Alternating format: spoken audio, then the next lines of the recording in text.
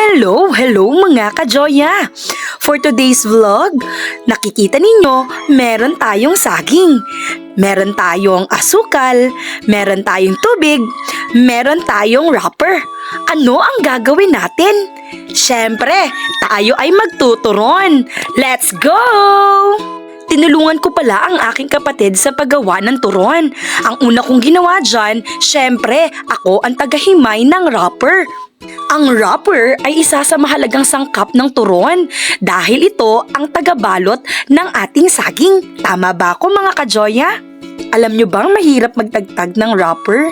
Kailangan nating ingatan ito para hindi sila masira. Para yung pagmamahal natin sa isang tao, kailangan nating ingatan para hindi masira ang relasyon. Charot! Matapos na natanggal lahat ng wrapper na yan, hali kayo, turuan ko kayo kung paano magbalot nito. So inuna muna naming isawsaw dyan ang saging sa asukal. Then, yan, ganito ang tamang pagbabalot niyan. Gamitan natin ng tubig sa pag-lock nito para hindi matagtag pag pinirito na natin. Tignan nyo kung ginagawa namin dyan. Ang galing diba ka-Joya? Parang paste yung tubig.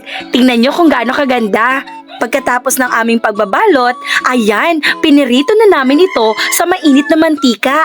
Mga ka-Joya, mag-ingat kayo sa mainit na mantika. Tumatalsik ito. Mag-intay lang tayo ng ilang minuto para baligtarin ang ating turon. Sa pagkakataong ito mga ka-Joya, pwede nating baligtarin ang turon. At matapos nga ang ilang minuto mga ka-Joya, charan! Luto na ang ating turon! At inahon na namin ito sa lutuan. So ano pang pinakiiintay niyo dyan mga ka-Joya? Tara! Kain tayo ng pinakamasarap na turon! Hindi naman nasunog yan mga ka-Joya. So paano ba yan mga ka-Joya? Kakain muna ako. Hanggang dito na lang muna.